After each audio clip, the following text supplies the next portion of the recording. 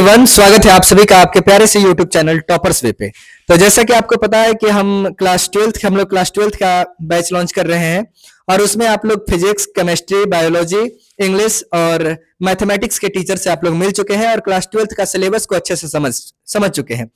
अब class 12th में एक स्कोरिंग सब्जेक्ट है जिसका नाम हिंदी है और हिंदी के लिए एक ऐसे टीचर्स की आवश्यकता थी जो कि आपको किताब को साथ साथ व्याकरण को अच्छे से समझा सके। व्याकरण तो हर कोई पढ़ा लेता है, लेकिन जहां बात आती है किताब की, किताब में जो कविता वगैरह है उसको अच्छे से अधिकांश लोग समझा नहीं पाते हैं। तो हमने सोचा कि एक ऐसे टीचर्स हो इस प्लेटफॉर्म पे, टॉपर्स वेब पे, कि हिंदी के जितने भी कविताएं हैं उनके भावार्थ क्या है, कवि क्या कहना चाहता है, इस सब चीजों को अच्छे से समझा सके। तो उसके लिए हम सभी हिंदी के स्टार टीचर, हिंदी के स्टार अमीश कुमार सर को बुलाना चाहेंगे। सर प्लीज आप आइए और बच्चों को बताइए कि कैसे आप हिंदी को आसान भाषा में सभी बच्चों को समझाने वाले हैं। बहुत बहुत धन्यवाद सर, आपने यहाँ पे हमको टॉपर्स पे मौका दिया और हमारे यहाँ पे जो भी शिक्षक उपलब्ध है उन लोगों को बहुत बहुत धन्यवाद। उन लोगों ने मुझे मौका दिया हिंदी पढ़ाने के लिए। तो आप प्यारे बच्चे, आप लोग बिल्कुल वीडियो के अंत तक बन रहिए और रेगुलर वीडियो में देखते रहिए। आपको हम बिल्कुल जैसे भी सर ने बताया वैसे बिल्कुल हम रेगुलर बताते चलेंगे, पढ़ाते चलेंगे और आपको बिल्कुल जो भी टॉपिक मतलब भारी लगेगा, मतलब मजबूत लगेगा, उसको हम बिल्कुल हल्का करके आपको बेस्ट देने का प्रयास करेंगे। तो सबसे पहले हम लोग समझेंगे व्याकरण का सिलेबस क्या है, उसके बाद हम लोग समझेंगे किताब का सिलेबस क्या है, ये 12वीं का सिलेबस है। ठीक है, तो वीडियो के स्किप मत कीजिएगा, अंत तक देखिएगा ताकि आपको अच्छे से समझ में आ सके। तो सबसे पहले प्यारे साथी हम यहाँ पे देखेंगे आपका पहला टॉपिक कौन आता है। ठीक, तो वीडियो के आप अंत तक बने रहिएगा। पहला टॉपिक आपका आता है प्यारे साथी, इसमें दिया हुआ है नीचे, आप इसे देख सकते हैं। यहाँ पे दिया है भाषा। यहाँ पे कौन सा दिया है प्यारे साथी? भाषा दिया हुआ है। यानी कि हम लोग पहले डिस्कस करेंगे किसके बारे में? तो भाषा के बारे में पहले डिस्कस करेंगे। भाषा होता क्या है, भाषा कितने प्रकार होते हैं, उसके बाद हम फिर पढ़ेंगे आपके साथ। वीडियो के अंत तक बनेगा आपके आगे। हम आगे चलते हैं आपका, फिर हम यहाँ पे आ जाएंगे, शुरू में आ जाएंगे। यानी कि सबसे आसान टॉपिक अभ्यास हमारा सीक्वेंस वाइज है। यहाँ पे हम चलेंगे क्या, वर्ण विचार। यानी कि वर्ण क्या होता है, वर्ण कितने प्रकार होते हैं, इस सारी चीजों के बारे में हम जानकारी प्राप्त करेंगे। उसके बाद आपका आता है शब्द विचार। शब्द के बारे में जानकारी प्राप्त करेंगे। शब्द होता क्या है, शब्द किसे कहते हैं, शब्द बनता कैसे है, आपको उसमें बिल्कुल बेहतर तरीके से बताएंगे। एक वीडियो इसका होगा, एक वीडियो इसका होगा, आपको अच्छे तरीके से बताने का प्रयास रहेगा। उसके बाद आपका आता है शब्द विचार। संज्ञा, सर्वनाम, विशेषण और क्रिया। बिल्कुल हम आपको, बहुत सारे बच्चे ऐसे होते हैं कि संज्ञा में कंफ्यूज रहते हैं कि समूहवाचक संज्ञा कौन है, जातिवाचक संज्ञा कौन है, भाववाचक संज्ञा कौन है। तो हम बिल्कुल आपको प्रयास करेंगे कि आपका बेहतर हो जाए संज्ञा, उसमें कहीं से क्वेश्चन पूछ जाए, कोई भी दिक्कत ना हो। तो वीडियो के अंत तक बन रही है। ठीक है, ये आपका व्याकरण का सिलेबस रहा। फिर हम आगे बढ़ते हैं। आगे आपका और टॉपिक है जो व्याकरण में आता है। आगे आपका क्या चीज है साथी? तो उपसर्ग है। क्या है? उपसर्ग है। आगे आपका है उपसर्ग। ये आपका उपसर्ग हो गया। उपसर्ग को बोलते हैं आपका, एक तौर पे कहा जाए तो ये आगे लगता है, प्रत्यय पीछे लगता है। तो किस प्रकार से आगे लग रहा है, कौन कौन सा आगे लग रहा है, इसमें क्या क्या होता है, इसी वीडियो में आपको बताएंगे। बस इस वीडियो में आपको ये बताने वाले कि सिलेबस में कौन कौन से, ये आपका व्याकरण का टॉपिक रहा। उसके बाद एक प्रत्यय, फिर लिंग है, कारक है, विराम चिन्ह है, उसके बाद आपका वचन है और उसके बाद समास है। ये समास में आपको बताएंगे कि समास कितने भेद होते हैं, समास के किस प्रकार से डिफाइन किया जाता है, सारे चीजों को आपको बताने का प्रयास रहेगा। तो वीडियो के अंत तक बस जुड़े रहिए और आप टॉपर्स वेब पे सारे सब्जेक्ट का लाभ आसानी से उठाइए, बिल्कुल फ्री ऑफ कॉस्ट। ठीक है, आगे बढ़ते हैं, आगे देखते हैं। फिर आगे वाला टॉपिक क्या है आपका, आगे देखिए।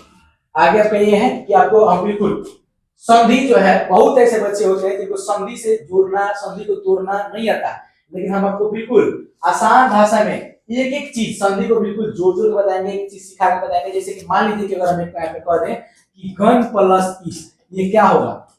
बहुत ऐसे क्वेश्चन आते हैं कि घन प्लस इस क्या होगा, तो आपका हो जाता है गणेश। अब कैसे होता है आपको उस पूरे संधि वाले वीडियो में हम बताएंगे कि संधि में गणेश कैसे हुआ, क्यों हुआ, आखिर यहाँ से क्या निकला, यहाँ से क्या निकला, आपको उस वीडियो में बताएंगे। ये आपका ओरिएंटेशन है केवल सिलेबस का, आप इसको अच्छे से डिफाइन कीजिए। देखिए आगे बढ़ते हैं। उसके बाद आपका शब्द शुद्धि, यानी कि अच्छे शब्द हम कैसे लेके शब्द को शुद्ध कैसे बनाए, क्योंकि शब्द शुद्धिकरण का बहुत ज्यादा उपयोग आपका आवेदन पत्र में, चाहे निबंध आप लिखेंगे तब, या आप अच्छा उत्तर लिखेंगे तब इसका बहुत ज्यादा उपयोगी लगता है।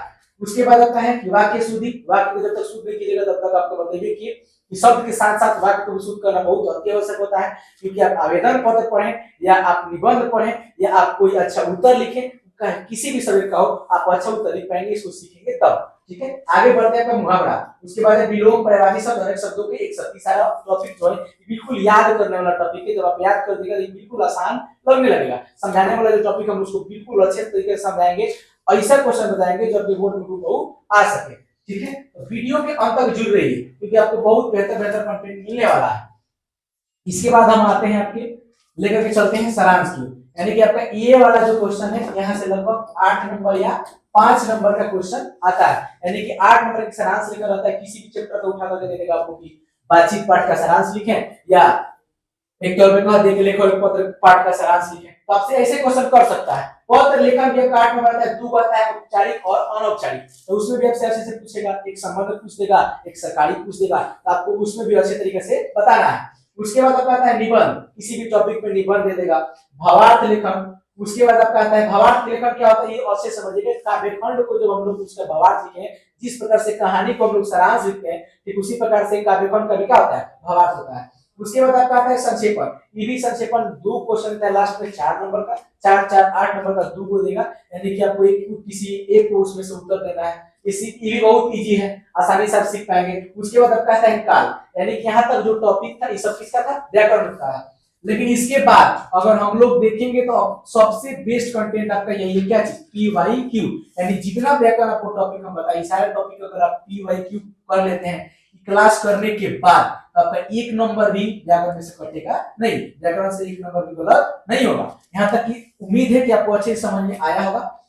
अच्छी से समझ में आ रहा है तो एक बार वीडियो को लाइक, कमेंट, सब्सक्राइब और चैनल को शेयर कीजिए ताकि और लोगों तक यह हमारा वीडियो पहुंच सके और उन लोगों को भी लाभ मिल सके। फिर हम चलेंगे अपनी किताब की ओर। किताब में आपका 2 भाग होता है, एक होता है गद्यखंड, एक होता है काव्यखंड। गद्यखंड में हम लोग ये देखेंगे कि गद्यखंड में जितनी कहानी होता है, निबंध होता है, एकांकी होता है, ये सारी चीजों को हम लोग को पढ़ना होता है। तो पहला आपका लेसन है, इसमें दिया हुआ है बातचीत। पहला क्या दिया प्यारे साथी, बातचीत, जिसके रचना का है बाल कृष्ण भट्ट। बातचीत किस प्रकार से किया जाता है, बातचीत एक दूसरे से कैसे करें, 2 आदमी के बीच कैसे बात होता है, 4 आदमी के बीच कैसे बात होता है, इसमें हमको बिल्कुल पढ़ने के लिए मिलेगा, सीखने के लिए मिलेगा। लिटरेचर है आपका, बिल्कुल आसान भाषा में, इजी में बिल्कुल बताने का मेरा प्रयास रहेगा। दूसरा है एक लेसन प्रेम पर आधारित, चंद्र शर्मा गुलेरी द्वारा उसने कहा था, ये काफी बेहतर है। तीसरा है आपका संपूर्ण क्रांति, जयप्रकाश नारायण, संपूर्ण क्रांति यानी कि युवाओं नौजवान के लिए काफी बेहतर नेता थे और एक तौर पे माना जाता है राइटर भी थे। उसके बाद आपका है अर्धनारीश्वर यानी आधा अंग, नारी का आधा अंग पुरुष का, जिसके रचनाकार है रामधारी सिंह दिनकर। उसके बाद है रोज, रोज हमारे जीवन में क्या होता है क्या नहीं होता है, ये सारे चीज में डिफाइन किया जाएगा, जाना जाएगा, जिसके रचनाकार है सच्चिदानंद हीरानंद वत्सायन अगे। उसके बाद हम पढ़ेंगे एक पत्र भगत सिंह, आप लोग इनका नाम अच्छे जानते होंगे, भगत सिंह कोई परिचय की मोहताज नहीं है। उसके बाद एक वो साकनीरा, जिसके रचनाकार है जगदीश चंद्र माथुर, सिपाही की मां, मोहन राकेश, प्रगीत और समाज, नामवर सिंह, जूठन जो है एक आत्मकथा है जो सच्ची घटना पे आधारित है, जिसके रचनाकार है ओम प्रकाश वाल्मीकि। उसके बाद हंसते हुए मेरा अकेलापन, बलिया जी अपना रचना करते हुए अपना अकेलापन के बारे में बताने का प्रयास करते हैं। एक है तिरिच उदय प्रकाश, और एक लेसन और प्यारे साथी आता है शिक्षा, यानी कि इतना कुछ हमको हासिल करने के बाद यानी कि लेसन है क्या चीज, शिक्षा, जिसके रचनाकार है जे कृष्ण मूर्ति। कौन है प्यारे साथी, जे कृष्ण मूर्ति, यानी कि जे कृष्ण मूर्ति जो है शिक्षा पाठ क्या किया है, रचना की, इसमें शिक्षा किस प्रकार से ग्रहण करने के बाद आदमी के अंदर क्या क्या भावनाएं आ जाती है, भावनाएं किस प्रकार से व्यक्त करना है, सारे चीज हम इसमें क्या करेंगे, जानने का प्रयास रहेगा। तो वीडियो के अंत तक आप जुड़ रहिए और चैनल को ज्यादा से ज्यादा लाइक, सब्सक्राइब, कमेंट करते रहिए और हम आपको नई नई वीडियो लेकर के आते रहेंगे। पर सब्जेक्ट के सारे शिक्षक यहाँ पे उपलब्ध हैं, आपको पर सब्जेक्ट में बेहतर बनाने का इन लोगों का प्रयास रहेगा, हम लोग का भी प्रयास रहेगा कि आप बेहतर बने, आपका अच्छा रिजल्ट हो। ठीक है, आगे बढ़ते हैं, आपका है केवल गद्यखंड, फिर आगे बढ़ते हैं हम क्या चीज, तो काव्यखंड।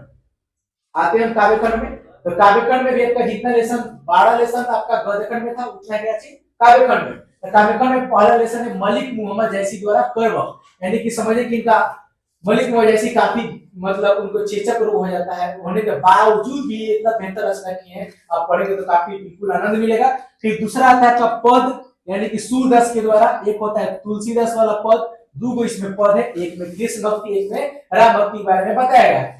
उसके बाद आपका आता है छप्य, जो नावादास के द्वारा रचा गया है। कविता आता है भूषण के द्वारा रचा गया है।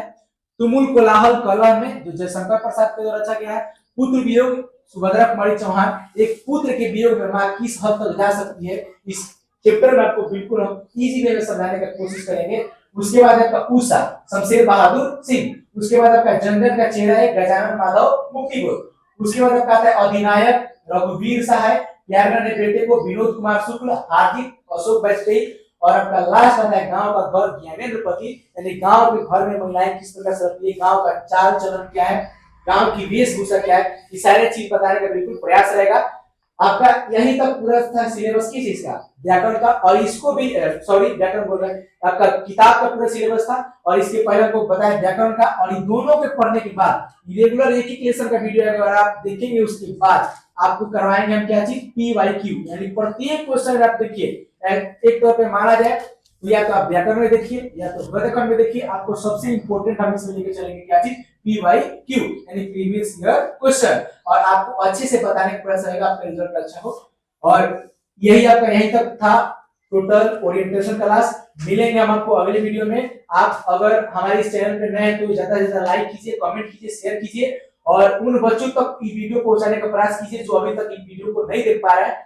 तब तक के लिए जय हिंद, धन्यवाद।